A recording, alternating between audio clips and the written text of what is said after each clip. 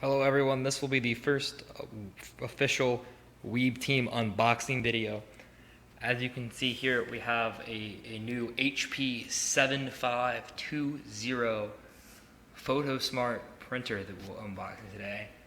As far as packaging goes, it looks fairly sound. It doesn't seem as there will be any excess packaging that would waste space that we are paying for. So let's just get right to it. So first, we're using our Cutco knives to open the box. You have to be very careful about this. We're only gonna just barely try to open up the box here. We don't want to cut our printer at all.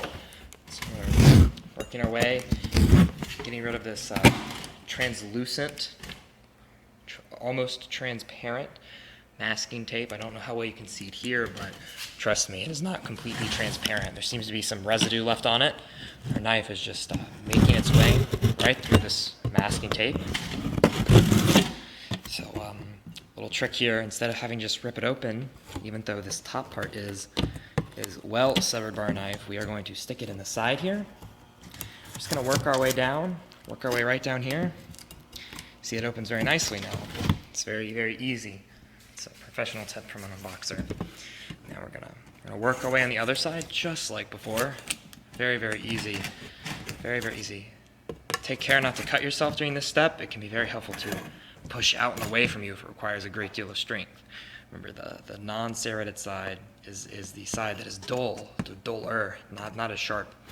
So now we have that open. We're just gonna open up the contents of this box. As you can see here, it might take just another run down through the masking tape just to make sure that we have the entire box open. Now that we're sure that we have it open, we're gonna just open up the contents of the package. And as you can see here, we have exactly what we inspected. Inside we have our printer.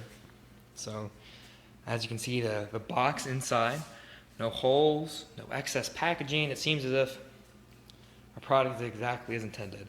I hope you enjoyed the video, and there should be more weebteam unboxing videos to come.